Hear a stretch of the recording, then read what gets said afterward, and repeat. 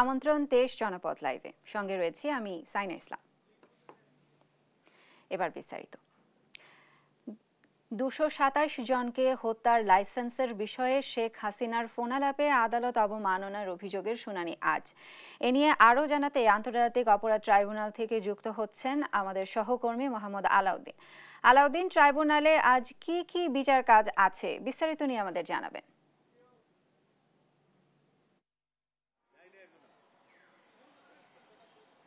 এই মুহূর্তে আমি আছি আন্তর্জাতিক অপরাধ ট্রাইব্যুনালে এবং ইতিমধ্যে কিন্তু আপনারা জানতে পেরেছেন, আপনার মাধ্যমে আমি দর্শকদের জানাতে চাই যে শেখ হাসিনার একটি ফোনালাপ ফাঁস হয়েছিল, যেখানে তিনি গাইবান্ধার একজন আওয়ামী লীগের নেতার সঙ্গে তিনি বলছিলেন 227 জনকে হত্যার লাইসেন্স পেয়ে গিয়েছেন। তো এই যে এই কথাটার জের ধরেই কিন্তু আদালত অবমাননার অভিযোগে তার বিরুদ্ধে আজকে কিন্তু শুনানি হবে এবং এই শুনানিতে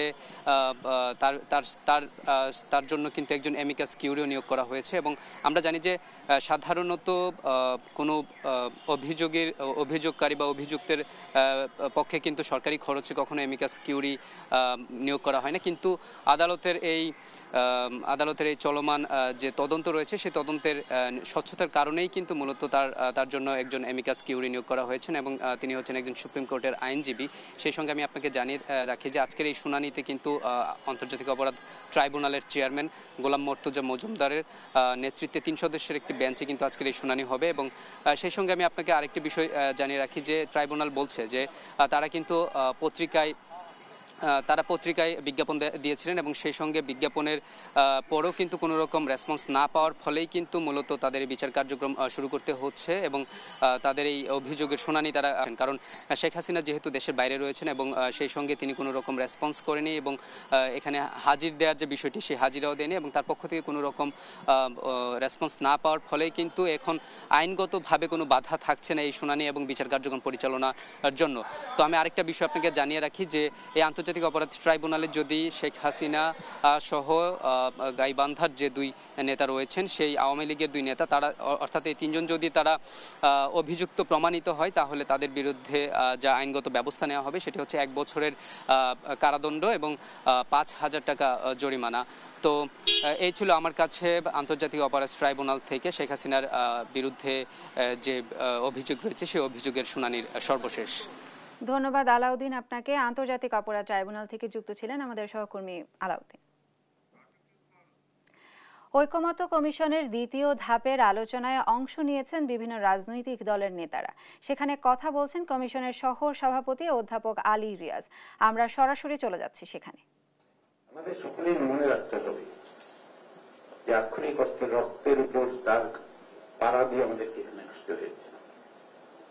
বহু প্রাণের বিনিময়ে আমরা এখানে এসেছি, একদিনের সংগ্রামে আসেনি। 16 বছর ধরে অব্যাহত সংগ্রাম, 53 বছর ধরে বিভিন্ন ভাবে আমরা গণতন্ত্র প্রতিষ্ঠার যে সংগ্রাম, একটি জবাবদিহিমূলক রাষ্ট্র প্রতিষ্ঠার যে সংগ্রাম, তারই একটা পর্যায়ে আমরা এখানে করে বসতে পেরেছি।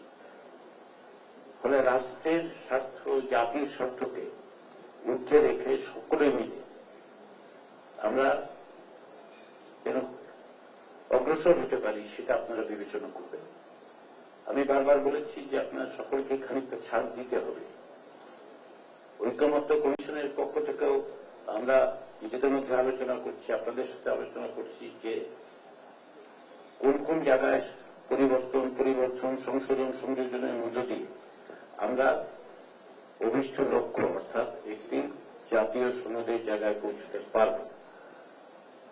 আমার আস্থা এবং বিশ্বাস আছে যে আমরা পারব, কারণ আমরা সকলে মিলে যদি এত বড় সংগ্রামে অংশগ্রহণ করতে পারি, আমরা সকলে মিলে যদি প্রাণ বাজি রেখে লড়াই করতে পারি, তাহলে আমরা পারব না, এটা হতে পারে না।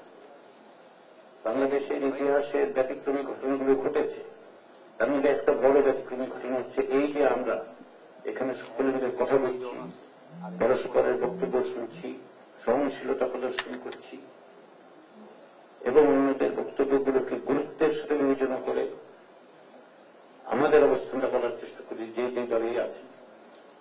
এগুলো অভূতপূর্ব, এগুলো আমরা সকলে মিলে অর্জন করেছি। সেই অর্জনকে ধরে রাখতে হবে, সেই অর্জনকে একটা সাফল্যের দিকে নিয়ে যেতে হবে। সেই চেষ্টাটায় আপনারা সকলেই আন্তরিক, সকলেই সংস্কার চাইছেন, সকলেই একটু জবাবদিহিমূলক রাষ্ট্র চাইছেন। একটি গণতান্ত্রিক ব্যবস্থা চাচ্ছেন, সেই জায়গায় যেন আমরা অগ্রসর হতে পারি। ধীর গতিতে আমাদের একটু সময়ের তারা হচ্ছে, এদিকে আমরা জুলাই মাসের মধ্যে প্রক্রিয়াটা শেষ করি, তারপরে আমরা যাতে দীর্ঘগতিতে অগ্রসর হতে পারি সেদিকে আশা করি আপনারা নজর দেবেন।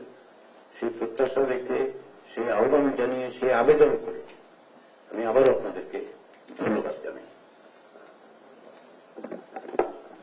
ধন্যবাদ মাননীয় সহসভাপতি। গণমাধ্যমের সম্মানিত বন্ধুরা, ঐকমত্য কমিশনের দ্বিতীয় ধাপের আলোচনায় অংশ নিয়েছেন বিভিন্ন রাজনৈতিক দলের নেতারা এবং সেখানে কথা বলছিলেন কমিশনের সহ সভাপতি অধ্যাপক আলী রিয়াজ। আমরা এতক্ষণ সেখানে সরাসরি যুক্ত ছিলাম। পর্যাপ্ত শিক্ষক নিয়োগ, পরিবহন ও আবাসন সুবিধা সহ ৩৭ দফা দাবিতে আন্দোলন করছেন রংপুর কারমাইকেল কলেজের শিক্ষার্থীরা। এ নিয়ে আরও জানাতে সরাসরি যুক্ত হচ্ছেন আমাদের সহকর্মী রফিকুল ইসলাম। রফিক, বর্তমানে সেখানে কি পরিস্থিতি বিরাজ করছে এবং এখনকার পরিস্থিতি নিয়ে আমাদের জানাবেন। আপনি জানেন যে ৩৭ দফা দাবিতে কারমাইকেল কলেজের যে এই শিক্ষার্থীরা রয়েছেন তারা গত ৪ দিন ধরে তারা আন্দোলন করছেন। আজকে সকাল 10টায় তারা ক্যাম্পাসের যে প্রধান ফটক সেখানে অবস্থান নিয়েছেন। তাদের যে মূল দাবিগুলো ছিল, যে আবাসন সংকট, তাদের শিক্ষক সংকট সহ এই ৩৭ দফা দাবিতে তারা কিন্তু এই আন্দোলন করছিল। এই আন্দোলনের কারণে আপনি জানেন যে প্রথম বর্ষের ভর্তি পরীক্ষা, মাস্টার্স পরীক্ষা সহ এবং আগামীকালের কিন্তু এইচএসসি পরীক্ষা শুরু হবে। এই যে সব সংকটটি কিন্তু একটি বড় ধরনের সমস্যা দেখা দিয়েছে এই আন্দোলনের কারণে। এই কারণে শিক্ষার্থীরা বলছেন যে তাদের দাবি দেওয়া পূরণ না হওয়া পর্যন্ত কিন্তু তাদের যে অবস্থান, সেই অবস্থান থেকে তারা সরে আসবে না, এমনটি তারা বলছেন। তো আমি যেটি দেখাতে চাই, এই মুহূর্তে কিন্তু এই আন্দোলনরত শিক্ষার্থীদের সঙ্গে কথা বলবার জন্য এখানে এসেছেন রংপুর জেলা প্রশাসক জনাব রবিউল ফয়সাল এবং মেট্রোপলিটন পুলিশ কমিশনার জনাব মজিদ আলী রয়েছেন। আমরা সরকারের প্রতিনিধি হয়ে তারা এখানে এসেছেন। আমরা যুক্ত করতে চাই তাদেরকে যে এই শিক্ষার্থীদের দীর্ঘ ৪ দিন ধরে চলা এই আন্দোলনে কি পরিস্থিতি, তারা সরকারের পক্ষ থেকে কি প্রস্তাব নিয়ে এসেছেন আমরা জানতে চাই। স্যার, আমরা কথা বলতে চাই। স্যার আমরা কথা বলতে চাই যে এই আন্দোলন। আমি একটু জ্ঞান আছি, পরে কথা বলবো। হ্যাঁ, তারপর আমরা কথা বলতে চাই রংপুর মেট্রোপলিটন পুলিশ কমিশনার জনাব মজিদ আলী, তিনি আছেন, তাকে যুক্ত করতে চাই যে স্যার আপনারা তো এসেছেন, স্যার সরকারের পক্ষ থেকে কি প্রস্তাবনা রয়েছে শিক্ষার্থীদের জন্য? আমরা আগে ছাত্রদের সঙ্গে কথা বলি, তারপরে আমরা ডিসকাস করব। ঠিক আছে, থ্যাংক ইউ। আমরা শুনছিলাম, কথা বলছিলেন এখানে জেলা প্রশাসক মহোদয় রয়েছেন, তিনি কলেজের অধ্যক্ষ জনাব মুস্তাফিজুর রহমানের সঙ্গে কথা বলছিলেন। স্যার আমরা যুক্ত করতে চাই যে স্যার প্রশাসনের পক্ষ থেকে, সরকারের পক্ষ থেকে শিক্ষার্থীদের জন্য কি প্রস্তাবনা রয়েছে? তারা তো ৪ দিন ধরে আন্দোলন করছে। প্রস্তাবনা যেটা আমরা বলবো, যে বার্তা আমাদের কাছে এসেছে, সেটা আমরা সবার সামনেই বলবো, তখন আপনারা জানতে পারবেন। তা আমি আগেই বলতে চাচ্ছিলাম, আপনারাও এখানে আছেন, আমরাও এখানে আছি, শিক্ষার্থীরাও আছে। শিক্ষার্থীদের যেমন বলবো আপনারাও জানতে পারবেন। শিক্ষার্থীরা চাইছে তারা তাদের দাবিগুলো পূরণ হলেই তারা সড়কে তুলে যাবে। স্যার শিক্ষার্থীদের সাথে কথা বলি, তখন আপনাদের সাথে পরে কথা বলবো। আপনি শুনছিলেন যে আমরা কথা বলছিলাম রংপুর পুলিশ কমিশনার জনাব মজিদ আলী এবং জেলা প্রশাসক জনাব রবিউল ফয়সাল। আমরা কথা বলতে চাই একজন আন্দোলনরত শিক্ষার্থীর সঙ্গে, যে আপনাদের কি দাবি, কেন আপনারা এই আন্দোলন করছেন এতদিন ধরে? এতদিন ধরে আমাদের যে আন্দোলনটা চলতেছে, বেসিক্যালি আমাদের যে ক্যাম্পাসের সমস্যাগুলো, যেমন আমাদের আবাসন সংকট, আরো অনেক বিষয়, কিন্তু মাঝে মাঝে কিছু মিডিয়া আছে যারা অল্প কিছু সংকট। কারমাইকেল কলেজে ৩৭ দফা দাবিতে চলছে আন্দোলন, সেখান থেকে বিস্তারিত নিয়ে যুক্ত ছিলেন আমাদের সহকর্মী রফিক। দেখছেন দেশ জনপদ লাইভ।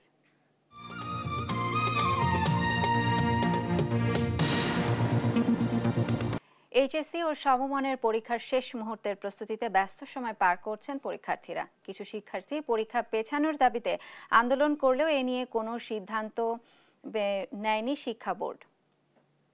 এ নিয়ে আরও জানাতে আমাদের সাথে যুক্ত হচ্ছেন চট্টগ্রাম ও ময়মনসিংহ থেকে সরাসরি যুক্ত হচ্ছেন সহকর্মী আজিজা হক পায়েল ও ইলিয়াস আহমেদ। শুরুতেই চলে যাচ্ছি আমরা চট্টগ্রামে। পায়েল, কেমন প্রস্তুতি নিচ্ছেন সেখানকার শিক্ষার্থীরা? আমাদের সেখানকার বিস্তারিত নিয়ে জানাবেন। শায়না যেমনটি বলছিলেন, রাত পেরোলেই কিন্তু সকালেই শুরু হবে এইচএসসি পরীক্ষা। শিক্ষার্থীরা যেমন চাপের মধ্যে রয়েছে প্রস্তুতি নিয়ে, তেমনি প্রস্তুতি নিয়ে বাড়তি সচেতনতা এবং সবকিছু নিয়ে কাজ শুরু করছেন কেন্দ্রগুলো আমরা বিভিন্ন কেন্দ্র ঘুরে দেখেছি। কেন্দ্রগুলো ইতিমধ্যে প্রস্তুতি শুরু করেছে এবং সেখানে নানা রকম প্রস্তুতি আমরা দেখতে পাচ্ছি। স্বাস্থ্য সুরক্ষাতেই বেশি জোর দেওয়া হচ্ছে।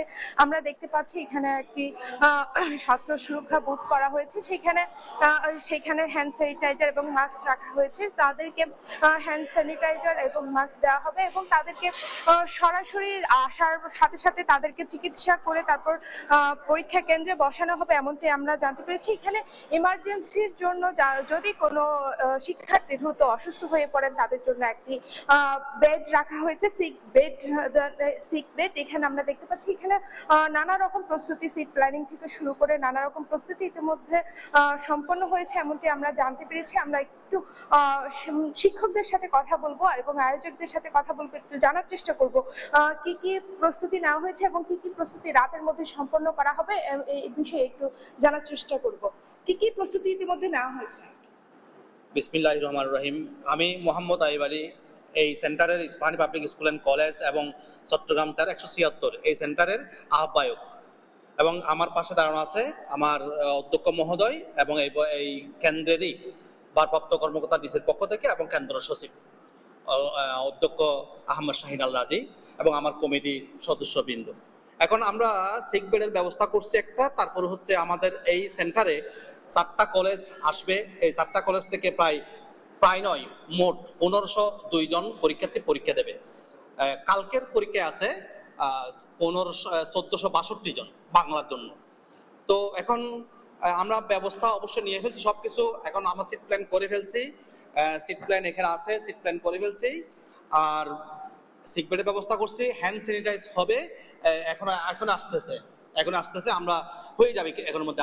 তারপরে হ্যান্ড ওয়াশের ব্যবস্থা করছি, তারপরে সেইটার ব্যবস্থা করে ফেলছি। ধন্যবাদ। জি, অধ্যক্ষের সাথে আমরা একটু কথা বলতে চাই। কেমন প্রস্তুতি নিয়েছেন ইতিমধ্যে? ধন্যবাদ। শিক্ষা বোর্ডের কি কি নির্দেশনা রয়েছে? ধন্যবাদ। আমরা জানি আগামীকাল থেকে আমাদের এখানে এসএসসি পরীক্ষা শুরু হতে যাচ্ছে। আমাদের অলরেডি পরীক্ষা কমিটি গঠিত হয়ে গেছে। পরীক্ষা কমিটি পরীক্ষার সুসম্পন্নের জন্য প্রয়োজনীয় আয়োজন অলরেডি করে ফেলেছে এবং আমরাও প্রস্তুতির চূড়ান্ত পর্যায়ে রয়েছে। পাশাপাশি যে দেশের বর্তমান করোনা পরিস্থিতির যে স্বাস্থ্য সুরক্ষা ব্যবস্থা সেটাও আমরা সুনিশ্চিত করেছি। আর তাছাড়াও আমাদের কোনো পরীক্ষার্থী যদি অসুস্থ হয়ে যায় সেজন্য আমরা সিক বেডেরও ব্যবস্থা করেছি। পাশাপাশি আমরা যারা করোনা পরিস্থিতির কারণে যদি হ্যান্ড ওয়াশের প্রয়োজন হয় আমরা ওখানে বেসিনের ব্যবস্থা করেছি, স্যানিটাইজারের মাস্ক আছে আমাদের, আমরা সমস্ত ব্যবস্থাই সম্পন্ন করেছি। এবং উল্লেখ্য যে আমাদের এটা চট্টগ্রাম শহরে একটা গুরুত্বপূর্ণ পরীক্ষা কেন্দ্র। এখানে চট্টগ্রামের স্বনামধন্য 3টি প্রতিষ্ঠান এখানে পরীক্ষা দেবে। একটা হচ্ছে ক্যান্টনমেন্ট ইংলিশ স্কুল, চট্টগ্রাম সরকারি মহিলা কলেজ এবং হাজী মোহাম্মদ মহসিন কলেজ। এবং আরেকটি বেসরকারি প্রতিষ্ঠান আছে সেটা হচ্ছে সিএসবিএস। এই জন্য যেহেতু এখানে গুরুত্বপূর্ণ 4টি প্রতিষ্ঠান আছে, পাশাপাশি পরীক্ষার্থীর সংখ্যাও চট্টগ্রামের মধ্যে এখানে সবচাইতে বেশি। এই জন্য আমরা সার্বিক পরিস্থিতি এবং সবকিছুই আমরা প্রস্তুতি সুসম্পন্ন করেছি। ধন্যবাদ। যেমনটি শুনছিলেন, শিক্ষা বোর্ডের সব নির্দেশনা মেনে এখানে শিক্ষা ব্যবস্থা স্বাস্থ্যবিধি মেনে এখানে পরীক্ষা কেন্দ্রগুলো প্রস্তুতি নিচ্ছে। সেই সাথে আমরা জানতে পেরেছি সিএমপিও সজাগ থাকবে। কালকে সকালে এখানে 144 দ্বারা জারি হবে এবং সকাল 9:30টার মধ্যে শিক্ষার্থীদের আসার জন্য অনুরোধ জানিয়েছেন পরীক্ষা কেন্দ্র থেকে জানানো হয়েছে, এমনটি আমরা জানতে পেরেছি। অতএব বলা যায় যে আসলে খুবই সুন্দর একটি পরিবেশে শিক্ষার্থীরা জীবন গড়ার জন্য পরীক্ষাতে অংশগ্রহণ করতে পারবে। এই ছিল চট্টগ্রামের সর্বশেষ। তবে ময়মনসিংহ থেকে প্রস্তুতি জানাবেন আমাদের সহকর্মী ইলিয়াস। আগামীকাল সকাল 10টা থেকে সারা দেশের ন্যায় ময়মনসিংহ শিক্ষা বোর্ডেও কিন্তু শুরু হবে এইচএসসি ও সমমানের পরীক্ষা। ইতিমধ্যেই আমরা দেখেছি শিক্ষা বোর্ড তাদের যে সকল ধরনের প্রস্তুতি রয়েছে সেই প্রস্তুতি কিন্তু ইতিমধ্যেই তারা সম্পূর্ণ করেছেন এবং তারা বলছেন যে ময়মনসিংহ শিক্ষা বোর্ডের অধীনে কিন্তু 106টি কেন্দ্রে অর্থাৎ 4 জেলার 106টি কেন্দ্রে 79,000 শিক্ষার্থী এবছর অংশগ্রহণ করবেন। সেই বিষয়টি শিক্ষা বোর্ড থেকে আমাদেরকে নিশ্চিত করা হয়েছে এবং তারা বলছেন যে গত বছরের তুলনায় এবছর কিন্তু এই শিক্ষা বোর্ডের অধীনে প্রায় 1,000 শিক্ষার্থী বেশি অংশগ্রহণ করছে পরীক্ষায় এবং স্বাস্থ্যবিধি মেনে সকল শিক্ষকদের নির্দেশনা দেওয়া হয়েছে পরীক্ষার কেন্দ্রে যেন শিক্ষার্থীদের প্রবেশ করানো হয়। সেই বিষয়টি কিন্তু শিক্ষা বোর্ড থেকে আমাদেরকে জানানো হয়েছে। আমি এখন রয়েছি ময়মনসিংহের শহীদ সৈয়দ নজরুল ইসলাম কলেজে, অর্থাৎ সেটিও কিন্তু একটি কেন্দ্র পরীক্ষার, অর্থাৎ সেখানে আমরা দেখেছি সকাল থেকেই শিক্ষক যারা রয়েছেন তারা কিন্তু তাদের যে ধরনের প্রস্তুতি রয়েছে তারা কিন্তু সকল প্রস্তুতি ইতিমধ্যেই তারা সম্পূর্ণ করেছেন এবং তারা বলছেন যে পরীক্ষা শুরু হওয়ার আধা ঘন্টা পূর্বেই কিন্তু শিক্ষার্থীরা তারা কেন্দ্রে প্রবেশ করবেন এবং সকল ধরনের স্বাস্থ্যবিধি মেনে কিন্তু পরীক্ষার্থীরা কেন্দ্রে প্রবেশ করবেন। সেই বিষয়টি কিন্তু এখানকার শিক্ষকরা তারা আমাদেরকে জানিয়েছেন। যদি আমরা একজন শিক্ষকের সঙ্গে যুক্ত হতে চাই, জানতে চাই যে তাদের প্রস্তুতি কি ধরনের রয়েছে, এখন পর্যন্ত তারা কি ধরনের প্রস্তুতি নিয়েছেন, অর্থাৎ আপনাদের শহীদ সৈয়দ নজরুল ইসলাম কলেজ একটি পরীক্ষার কেন্দ্র, অর্থাৎ এই কেন্দ্রে কতজন শিক্ষার্থী পরীক্ষায় অংশগ্রহণ করবেন এবং স্বাস্থ্যবিধি মেনে আসলে আপনাদের যে প্রস্তুতি সেই প্রস্তুতি কোন পর্যায়ে আছে একটু জানতে চাই। ধন্যবাদ। আমাদের ঐতিহ্যবাহী শহীদ সৈয়দ নজরুল ইসলাম কলেজ একটি উচ্চ মাধ্যমিক পরীক্ষা কেন্দ্র। আমাদের কেন্দ্র থেকে এই বছর 860 জন পরীক্ষার্থী অংশগ্রহণ করবে এই কেন্দ্রে এবং আমরা স্বাস্থ্যবিধি মেনে যথারীতি পরীক্ষা গ্রহণ করবার জন্য যে সার্বিক প্রস্তুতি সেটি সম্পন্ন করা হয়েছে। চারদিকে ব্লিচিং পাউডার ছিটানো হয়েছে এবং দূরত্ব যেটি বজায় রাখবার জন্য সেটিও আমরা ব্যবস্থা করেছি, স্যানিটাইজারের ব্যবস্থা করা হয়েছে, মাস্ক থাকবে। আমরা আশা করি যে স্বাস্থ্যবিধি মেনেই আমাদের কেন্দ্রে পরীক্ষার কার্যক্রম শুরু হবে। সকল প্রস্তুতি ক্ষেত্রে সম্পন্ন করা হয়েছে। এই করোনা সংক্রমণের মধ্যে পরীক্ষা শুরু হতে যাচ্ছে এবং শিক্ষার্থীরা কিছুটা আতঙ্কের মধ্যে রয়েছে, এই ক্ষেত্রে শিক্ষার্থীদের প্রতি আপনার কোনো মেসেজ আছে কিনা? আসলে এটা তো আমাদের নিয়ন্ত্রণে না, করোনা কখন কিভাবে বেড়ে যায় সেটি বলা যায় না। আমরা সতর্কতা আছি, ছাত্রদেরকে আমরা বলেছি যে সতর্ক থেকে স্বাস্থ্যবিধি মেনে যাতে আমরা পরীক্ষা অংশগ্রহণ করি। আমরা শিক্ষকরা সচেতন আছি, ছাত্ররা খুব প্যানিকড আমি বলবো না, তবে এক্ষেত্রে আশঙ্কা থেকেই যায়। আমরা সেই স্বাস্থ্যবিধি মেনে পরীক্ষা দেওয়ার এবং আমরা নেওয়ার জন্য প্রস্তুতি গ্রহণ করেছি। এখানকার শিক্ষক তাদের প্রস্তুতির কথা বলছিলেন, অর্থাৎ তারা বলছেন যে তাদের সকল ধরনের প্রস্তুতি ইতিমধ্যেই কিন্তু তারা সম্পূর্ণ করেছেন এবং আমরা এই বিষয়টি নিয়ে শিক্ষা বোর্ডের কর্মকর্তা যারা রয়েছেন তাদের সঙ্গেও যোগাযোগ করেছিলাম এবং তারা বলছেন যে ইতিমধ্যেই সকল ধরনের প্রস্তুতি কিন্তু তারা নিয়েছেন, অর্থাৎ 4 জেলার 106টি কেন্দ্রে কিন্তু 79,000 শিক্ষার্থী পরীক্ষায় অংশগ্রহণ করবেন। সেই লক্ষ্যে তাদের স্বাস্থ্যবিধি মেনে প্রত্যেকটি কেন্দ্র যেন শিক্ষার্থীদের প্রবেশ করানো হয় সেই নির্দেশনা দেওয়া হয়েছে এবং তারা বলছেন যে সকাল 10টা থেকে পরীক্ষা শুরু হয়ে অর্থাৎ আগামীকাল বাংলা প্রথম পত্রের মধ্য দিয়ে কিন্তু পরীক্ষা অনুষ্ঠিত হবে এবং সকাল 10টা থেকে সেই পরীক্ষা শুরু হবে, দুপুর 1টা পর্যন্ত কিন্তু বিরতিহীন পাবে সেই পরীক্ষা চলবে, সেই বিষয়টি কিন্তু তারা বলছিলেন এবং আমরা বেশ কয়েকজন শিক্ষার্থীর সঙ্গে কথা বলেছিলাম, তারা কিছুটা আতঙ্কের মধ্যে রয়েছেন, অর্থাৎ করোনা ডেঙ্গুর কারণে কিন্তু পরীক্ষা যদি কোনো কারণে বন্ধ না হয়ে যায় মাঝপথে সেই আশঙ্কা কিন্তু তারা করছেন। তারা বলছেন যে যথারীতি পরীক্ষা শুরু থেকে শেষ হয়ে যদি যায় তাহলেই কিন্তু তাদের ফলাফল ভালো হবে, সেই বিষয়টি বলছিলেন। এই ছিল আমার কাছে ময়মনসিংহের এইচএসসি ও সমমান পরীক্ষার যে প্রস্তুতি তা নিয়ে সর্বশেষ তথ্য।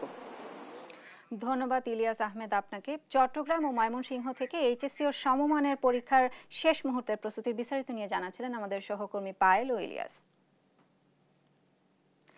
প্রধান নির্বাচন কমিশনের সঙ্গে বৈঠক করেছেন জামায়াতের নেতারা, এ নিয়ে আরও জানাতে সেখান থেকে যুক্ত হচ্ছেন আমাদের সহকর্মী শিউলি রায়।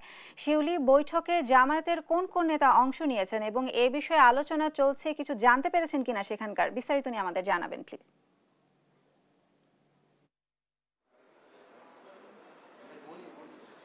জি, যেমনটি আপনি বলেছেন, ঠিক সকাল 11টার দিকে কিন্তু জামাতের সহকারী সেক্রেটারি ডক্টর হামিদুর রহমান আজাদের নেতৃত্বে কিন্তু 3 সদস্যের প্রতিনিধি দল নির্বাচন কমিশনে আসেন এবং প্রধান নির্বাচন কমিশনার সিএসির সাথে কিন্তু তারা গিয়ে বৈঠকে বসেন এবং এখনো পর্যন্ত কিন্তু সেই বৈঠকটি চলছে।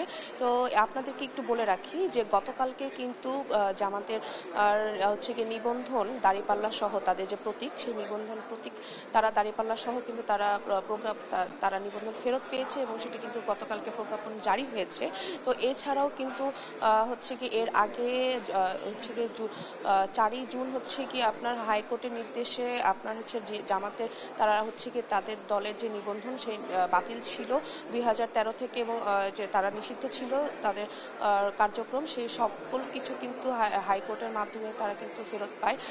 এবং এর আগে কিন্তু 2013 সালে হচ্ছে গিয়ে আওয়ামী লীগের হচ্ছে গিয়ে আমলে তারা কিন্তু আসলে প্রায় এক যুগ পরে বলতে পারেন হচ্ছে গিয়ে এক যুগ পরে কিন্তু গতকালকে প্রজ্ঞাপন জারি করে তারা হচ্ছে গিয়ে নিবন্ধন ফেরত পায়। তো এই নিবন্ধন বাতিল এবং হচ্ছে গিয়ে তাদের নিবন্ধন বাতিল এবং তাদের যে দাঁড়িপাল্লা প্রতীক যেটা নিয়ে তাদের যে দাঁড়িপাল্লা নিয়ে যে জটিলতাটা ছিল যে হাইকোর্টের প্রতীকের সাথে আসলে তারা এই দাঁড়িপাল্লা নিয়ে তারা আসলে নির্বাচনে অংশগ্রহণ করতে পারবে না। তো সেই সকল জটিলতা আসলে কাটিয়ে কিন্তু গতকালকে তাদের প্রজ্ঞাপনটি জারি হয় এবং সেই ব্যাপার নিয়ে আসলে আজকে তারা হচ্ছে গিয়ে নিবন্ধন ফেরত পেয়েছে এবং সেই সকল কিছু জিনিসপত্র নিয়ে হচ্ছে গিয়ে আসলে তাদের আজকে বৈঠক এবং আগামী নির্বাচনকে ঘিরে হচ্ছে গিয়ে জামাতে ইসলামীর হচ্ছে কি এজেন্ডা থাকতে পারে সেই সকল জিনিসপত্র নিয়ে কিন্তু আসলে আমরা যেটা জানতে পারি যে আসন্ন নির্বাচনকে ঘিরে কিভাবে নির্বাচন প্রস্তুতি নিচ্ছে বা কিভাবে কি কাজ করবে সেই সকল বিষয় নিয়ে কিন্তু আসলে তারা আজকে আলোচনা করতে পারে। তো এই ছিল আমার কাছে সর্বশেষ তথ্য নির্বাচন কমিশন থেকে। ধন্যবাদ শিউলি আপনাকে। প্রধান নির্বাচন কমিশনের সঙ্গে বৈঠক করছেন জামায়াতের নেতারা। এই নিয়ে বিস্তারিত নিয়ে জানাচ্ছিলেন আমাদের সহকর্মী শিউলি রায়। রাজধানীর সায়েন্স ল্যাবে সংবাদ সম্মেলন করেছেন বিডিআর বিদ্রোহী স্বাধীন তদন্ত কমিশন। আমরা সরাসরি চলে যাচ্ছি সেখানে। চলমান রয়েছে, প্রতিবেদনটির আরও বিচার বিশ্লেষণ চলছে। স্বরাষ্ট্র মন্ত্রণালয় কর্তৃক গঠিত তদন্ত প্রতিবেদন 11 মে 2009। স্বরাষ্ট্র মন্ত্রণালয় কর্তৃক গঠিত কমিটির তদন্ত প্রতিবেদন সংগ্রহ করে বিশ্লেষণ করা হয়েছে এবং তদন্তের সাথে সংশ্লিষ্ট ব্যক্তিবর্গের সাক্ষাৎকার নেওয়া হয়েছে। তৎকালীন বিডিআর কর্তৃক পরিচালিত কোর্ট অফ ইনকোয়ারি, তৎকালীন বিডিআরের বিভিন্ন ইউনিট কর্তৃক পরিচালিত কোর্ট অফ ইনকোয়ারির 57টি তদন্ত প্রতিবেদন সংগ্রহ করা হয়েছে এবং তথ্য উপাত্ত বিশ্লেষণ করা হচ্ছে।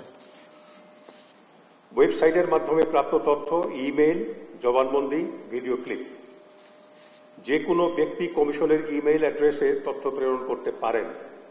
কমিশন ইমেইলের মাধ্যমে এখন পর্যন্ত 1038টি তথ্য পেয়েছে, যেগুলো বিশ্লেষণ করা হচ্ছে।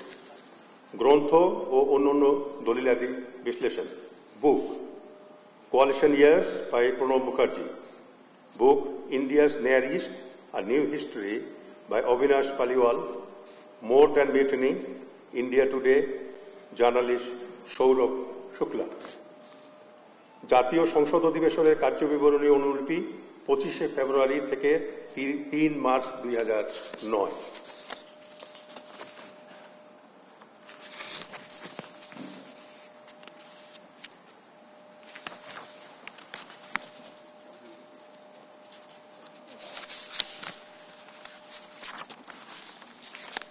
এগুলো ছাড়াও আরও সংশ্লিষ্ট গ্রন্থ, দলিলাদি সংগ্রহ বিশ্লেষণ করা হচ্ছে। প্রাপ্ত তথ্য উপাত্ত থেকে তৎকালীন রাজনৈতিক নেতৃবৃন্দের নানা মাত্রায় সংশ্লিষ্টতার যথেষ্ট তথ্য প্রমাণ পাওয়া গেছে এবং বর্তমানে তথ্য প্রমাণ যাচাই বাছাইয়ের কাজ চলছে। 25-26 ফেব্রুয়ারি 2009 পিলখানায় সংঘটিত এই হত্যাকাণ্ডটি একটি দীর্ঘমেয়াদী ষড়যন্ত্রের ফল হিসেবে কমিশনের কাছে প্রতীয়মান হয়েছে। বিভিন্ন সাক্ষ্য হতে প্রতীয়মান হয় যে রাজনৈতিকভাবে সমস্যা সমাধানের নামে অযথা কালক্ষেপণ করায় এবং সশস্ত্র বাহিনী এবং অন্যান্য আইনশৃঙ্খলা বাহিনীর নিষ্ক্রিয় থাকার কারণে বিদ্রোহীরা নির্বিঘ্নে হত্যাকাণ্ড অন্যান্য অপরাধ সংগঠন করতে সমর্থ হয়েছে। 25 ফেব্রুয়ারি সকাল থেকেই পিলখানার ভিতরে আটকে পড়া অফিসার ও তাদের পরিবারের সদস্যদের বারংবার অনুরোধ ও আপত্তি সত্ত্বেও কোনো ব্যবস্থা নেওয়া হয়নি। এ পর্যন্ত প্রাপ্ত তথ্য উপাত্ত বিশ্লেষণ করে এটা বলা যায় যে তৎকালীন সশস্ত্র বাহিনীর কমান্ড ও আইন শৃঙ্খলা রক্ষাকারী বাহিনীগুলো সময় মতো সিদ্ধান্ত গ্রহণ করেনি এবং সায়েন্স ল্যাবে সংবাদ সম্মেলন করছে বিডিআর বিদ্রোহ স্বাধীন তদন্ত কমিশন। আমরা এতক্ষণ সরাসরি যুক্ত ছিলাম সেখানে। দেখছেন দেশ জনপদ লাইভ।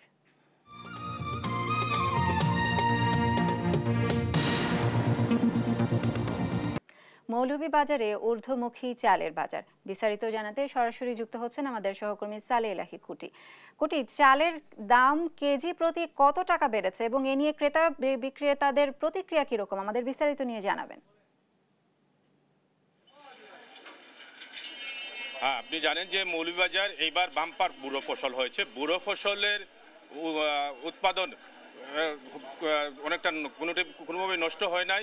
এই বুড়ো ফসলের মাত্র শেষ হওয়ার পরেই হঠাৎ করে চালের দাম অস্থির হয়ে পড়েছে, অর্থাৎ প্রতি কেজি চালের দাম সব ধরনের চালই 4 থেকে 5 টাকা বৃদ্ধি পেয়েছে। এই চালের দাম বৃদ্ধি পাওয়ার কারণে মিল মালিক যারা আছেন তাদেরকে দোষারোপ করছেন যারা খুচরা বিক্রেতা রয়েছেন, এবং মৌলভীবাজারে কোনো মিল মালিক নেই, যার কারণে মৌলভীবাজারে যে মিলের যে অবস্থা সেটার কোনো তথ্য পাওয়া যায়নি। তবে যারা আড়তদার রয়েছেন, পাইকার রয়েছেন, খুচরা ব্যবসায়ী রয়েছেন, তাদের সাথে কথা বলে যেটুকু জেনেছি যে মৌলভীবাজারে এই কুরবানি ঈদের পরেই চালের দাম অস্বাভাবিকভাবে বৃদ্ধি পেয়েছে। গত সপ্তাহে যে মিনিকেট, সাধারণ মিনিকেট সেটি 70 থেকে 71 টাকা বিক্রি হলেও বর্তমানে সেটা বিক্রি হচ্ছে 74 থেকে 75 টাকা, এবং উন্নত মানের মিনিকেট যেটা সেটা 80 টাকা পর্যন্ত বিক্রি হচ্ছে। কার্যলতা এবং এস আলম যেটি সেটা গত সপ্তাহে যে দামে বিক্রি হয়েছে তার চাইতে 4 থেকে 5 টাকা বৃদ্ধি পেয়ে 64 থেকে 68 টাকা, এবং ক্ষেত্র বিষয়ে এটা 70 টাকা দরে বিক্রি হচ্ছে। মোটা যে 28 যেটা সেটা গত সপ্তাহে 51-52 টাকা বিক্রি হলো, এই সপ্তাহে 55 থেকে 57 টাকা দরে বিক্রি হচ্ছে। অর্থাৎ মৌলভীবাজারের যে চাউলের বাজার অনেকটা অস্থির হয়েছে। কথা বলেছিলাম প্রশাসনের সাথে, যে ভোক্তা অধিকার সংরক্ষণ অধিকারের সহকারী পরিচালকের সাথে, তিনি আমাকে জানিয়েছেন তিনি এই বাজার সিন্ডিকেট হচ্ছে কিনা না সেটা নিয়ে তিনি দেখতেছেন, কিন্তু বাস্তবে অর্থে যে বাজারের যে চালের দাম সেটা অস্বাভাবিকভাবে বৃদ্ধি পেয়েছে, এবং যারা দিনমজুর মানুষ, খেটে খাওয়া মানুষ, তারা এই অবস্থায় চালের দাম বৃদ্ধিতে অনেকটা নাবিশ্বাস হয়ে গেছে। চালের সাথে সাথে যে বিভিন্ন পণ্য সামগ্রী রয়েছে সেটাও রয়েছে। আমার সাথে আছেন একজন ক্রেতা, তিনি জানাবেন যে তার চাল কেনার ব্যাপারে তিনি জানাবেন যে চালের দাম বৃদ্ধিতে তার কি অবস্থা হচ্ছে। আসসালামু আলাইকুম। আমরা তো সাধারণ মনে করেন দিনে আনি দিনে খাই, কিন্তু হঠাৎ করে চাউলের বাজার এত উত্তপ্ত হলো, মানে এটা আমরা বুঝতে পারতেছি না। প্রতি কেজি চাউলে 4 থেকে 5 টাকা দর বেড়েছে, কিন্তু এটা তো আমাদের তো দেওয়ালে আমাদের পিঠ লাগিয়ে গেছে গিয়া।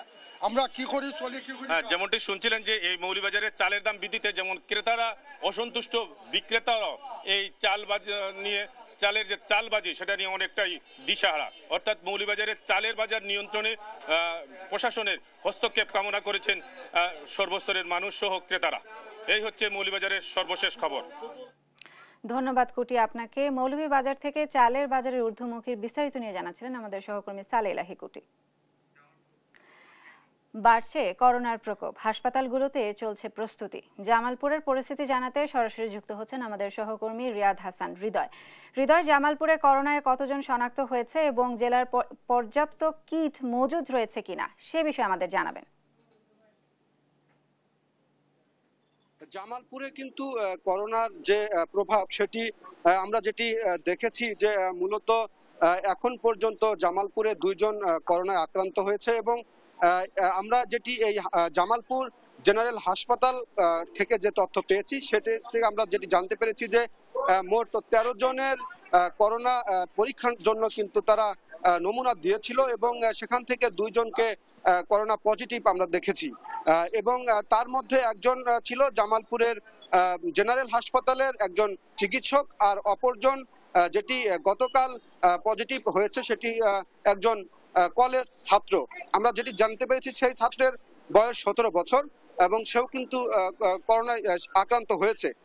বিশেষ করে আমরা যদি বলি যে জামালপুরে এই করোনায় আক্রান্তর বিষয়ে যদিও শনাক্ত হয়েছে, তবে ডাক্তাররা যেটি বলছে যে জামালপুরে তেমন কেউ, অর্থাৎ সাধারণ যাদের বিভিন্ন করোনা সংক্রমণ যাদের রোগ হচ্ছে তারা কিন্তু সেভাবে তারা পরীক্ষা নিরীক্ষা করছে না, যার কারণে পরীক্ষার যেহেতু কম হচ্ছে, অনেকের করোনা থাকলেও হয়তো তারা আসছে না, এরকমও হতে পারে। তবে ডাক্তার আমাদের জামালপুরের যে সহকারী পরিচালক যিনি রয়েছে তিনি যেটি বলেছেন যে জামালপুরে করোনা সংক্রমণ রোধের জন্য তারা যথেষ্ট সচেতন রয়েছে এবং জামালপুর জেনারেল হাসপাতালে করোনার জন্য 10টি বেড কিন্তু প্রস্তুত রয়েছে।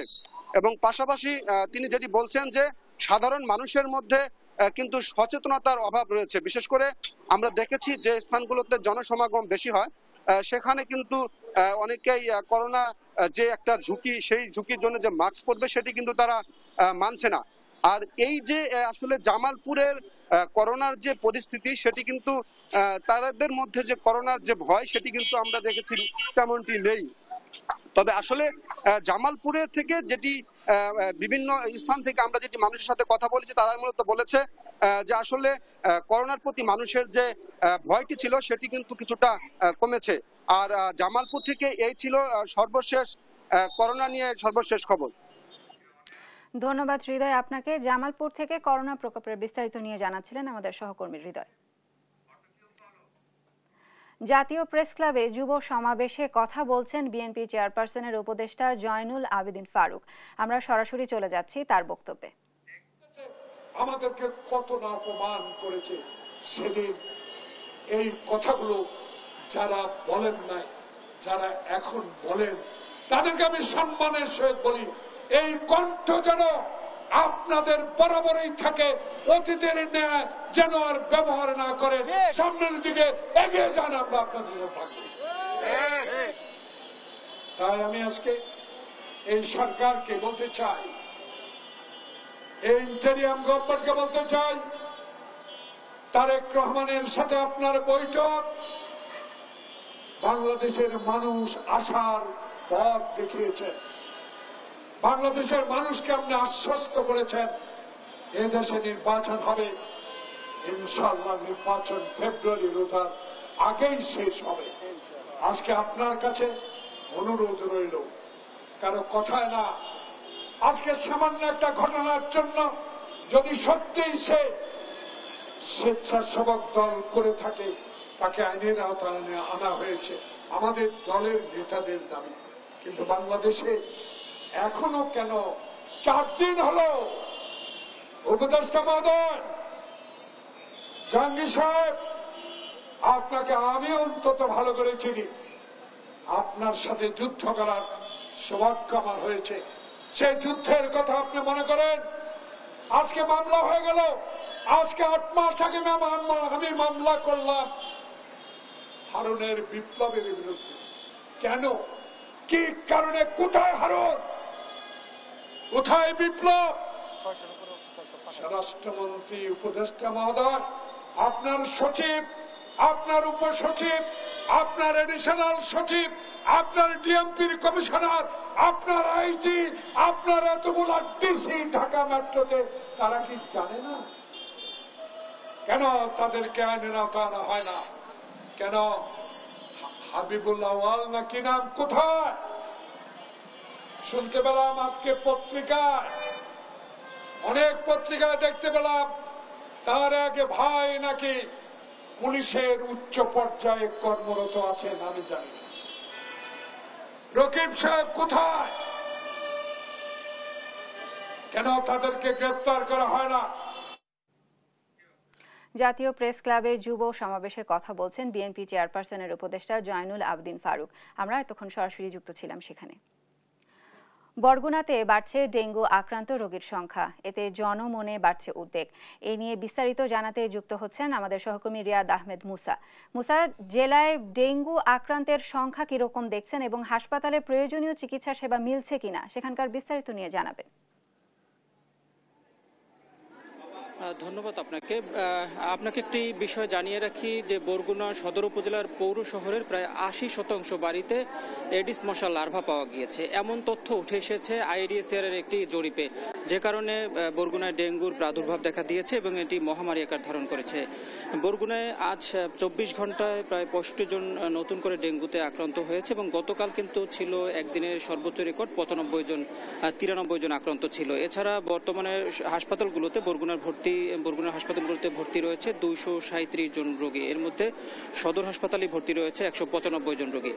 এবং বরগুনায় এবছর মোট আক্রান্ত রোগীর সংখ্যা 2560 জন। এছাড়া বরগুনায় প্রতিটি ঘরে ঘরে কিন্তু এখন ডেঙ্গু আক্রান্ত রোগীর সংখ্যা প্রতিদিনই বাড়ছে। আমরা চিকিৎসকদের সাথে কথা বলেছি, চিকিৎসকরা আমাদেরকে যেমনটা জানিয়েছে জুলাই এবং আগস্ট হচ্ছে ডেঙ্গুর পিক সিজন, যেটি এখনো আসেনি এবং এই সিজনে কিন্তু প্রতি বছর ডেঙ্গুর আরও মহামারী আকার রূপ ধারণ করে। কিন্তু এবছর বরগুনায় ডেঙ্গুর যে প্রকোপ সেটি কিন্তু আগেই চলে এসেছে এবং সেটি কিন্তু ভয়ঙ্কর রূপে ধারণ করেছে। এবং এছাড়া বরগুনার সংক্রমণের হার কিন্তু সারা দেশের 30%-এরও বেশি বরগুনাতে। এবং আমরা জেলা প্রশাসনের সাথে কথা বলেছি, জেলা প্রশাসন এবং বরগুনা পৌরসভা মশক নিধনের ব্যাপারে ব্যাপক কার্যক্রম হাতে নিয়েছে এবং বিভিন্ন জায়গায় কিন্তু তারা মশক নিধন করেছেন।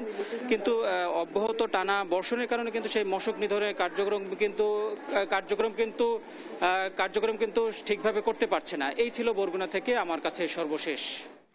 ধন্যবাদ মুসা আপনাকে। বরগুনায় বেড়েছে ডেঙ্গুর প্রকোপ, সেখানকার বিস্তারিত নিয়ে জানাচ্ছিলেন আমাদের সহকর্মী মুসা। বিশ্ব পরিবেশ দিবস ও পরিবেশ মেলা 2025 এবং জাতীয় বৃক্ষরোপণ অভিযান ও বৃক্ষ মেলা 2025-এর উদ্বোধনী অনুষ্ঠানে কথা বলছেন প্রধান উপদেষ্টা ডক্টর মোহাম্মদ ইউনূস। আমরা সরাসরি চলে যাচ্ছি তার বক্তব্যে। অবহেলার কথা,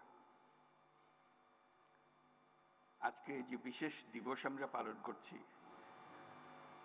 সেই দিবসকে উপলক্ষ করে আমাদের গাফিলতিগুলো স্মরণ করা। বিসমিল্লাহির রহমানির রহিম। বিশ্ব পরিবেশ দিবস 2025 উপলক্ষে আজকের আয়োজনে উপস্থিত সকলকে আমার শুভেচ্ছা ও সালাম জানাচ্ছি। আসসালামু আলাইকুম। আজকের এই আয়োজন থেকে পরিবেশ মেলা, মাসব্যাপী জাতীয় বৃক্ষরোপণ অভিযান ও বৃক্ষ মেলা 2025 শুরু হতে যাচ্ছে। আমি আশা করি সকল জেলা ও উপজেলা পর্যায়ে বৃক্ষরোপণ ও বৃক্ষ মেলা চলবে এবং উৎসাহের সঙ্গে চলবে। এই বছর বিশ্ব পরিবেশ দিবসের প্রতিপাদ্য হলো এন্ডিং প্লাস্টিক পলিউশন। আজকের পৃথিবী নানান রকমের সংকটে জড়িত। যুদ্ধ বিগ্রহ, প্রযুক্তির ব্যাপক প্রসার, অপব্যবহার আমাদের সামনে নানা রকমের চ্যালেঞ্জ সৃষ্টি করেছে। কিন্তু সেই চ্যালেঞ্জটা আমরা এখনো অনেকে উপলব্ধি করতে পারছি না, সেটা হলো প্রকৃতির বিধ্বংসী রূপ। এটা প্রকৃতির দোষ না, এটা আমাদের দোষ। আমরা মানুষ যারা এখানে বসবাস করি, প্রকৃতির সঙ্গে তাল মিলিয়ে চলার কথা, সেটা তাল মিলিয়ে না চলে উল্টো দিকে চলে। দোষটা প্রকৃতি না, দোষটা হলো প্রকৃতি বিধ্বংসী এক জীব যার নাম মানুষ। আমাদের সামনে দৈত্যাকারে হাজির হওয়ার প্রস্তুতি নিচ্ছে জলবায়ু সংকট। আমি প্রস্তুতি নিচ্ছে বলবো না, বলবো যে কাজ শুরু করে দিয়েছে। প্লাস্টিকের ব্যবহার পৃথিবীতে 3 ধরনের সংকটকে বাড়িয়ে দিয়েছে: জলবায়ুগত সংকট, প্রকৃতিগত সংকট, জীববৈচিত্র্যের ক্ষতি। এটা শুধু প্লাস্টিকের জন্য, আরো বহু জিনিস আছে। প্লাস্টিক এমন জিনিসে দাঁড়িয়ে গেছে যে ক্রমাগত হুঙ্কার দিচ্ছে, হয় আমরা থাকবো না হয় তোমরা থাকবে। বিশ্ব পরিবেশ দিবস ও পরিবেশ মেলা 2025 এবং জাতীয় বৃক্ষরোপণ অভিযান ও বৃক্ষ মেলা 2025-এর উদ্বোধনী অনুষ্ঠানে কথা বলছেন প্রধান উপদেষ্টা ডক্টর মোহাম্মদ ইউনূস। আমরা সরাসরি যুক্ত ছিলাম তার বক্তব্যে। দেখছেন দেশ জনপদ লাইভ।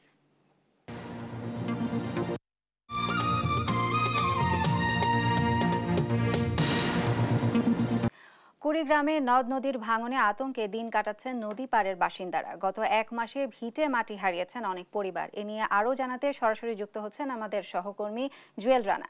জুয়েল, ভাঙন রোধে পানি উন্নয়ন বোর্ড কোনো কার্যকর পদক্ষেপ নিয়েছে কিনা আমাদের বিস্তারিত নিয়ে জানাবেন। শাহিনা, আপনাকে জানিয়ে রাখি কুড়িগ্রামের যে নদ নদীগুলো রয়েছে সেই নদ নদীগুলোতে পানি বৃদ্ধি পাচ্ছে, যার ফলে কিন্তু তীব্র যে ভাঙন সেটি কিন্তু দেখা দিচ্ছে। ইতিমধ্যে কিন্তু অসংখ্য পরিবার কিন্তু ভিটেমাটি হারিয়েছে এই নদী তীরবর্তী যারা বসবাস করছেন। এছাড়াও কিন্তু যারা হুমকিতে রয়েছে ভাঙনের, তারা কিন্তু তাদের যে বাড়িঘর সেটি কিন্তু নিরাপদ স্থানে আসলে সরিয়ে নিচ্ছেন। আপনাকে জানিয়ে রাখি এই মুহূর্তে কুড়িগ্রামের যে দুধকুমার রয়েছে এবং ধরলা, তিস্তা এবং ব্রহ্মপুত্র, এই 4 নদীর কিন্তু প্রায় 25টি পয়েন্টে কিন্তু আসলে ভাঙন আসলে চলছে। ধন্যবাদ জুয়েল আপনাকে। কুড়িগ্রামের নদ নদীর ভাঙনের বিস্তারিত নিয়ে জানাচ্ছিলেন আমাদের সহকর্মী জুয়েল রানা। এই ছিল এখনকার দেশ জনপদ লাইভ। পরের বুলেটিন দেখার আমন্ত্রণ রইল। সাথে থাকার জন্য ধন্যবাদ সবাইকে।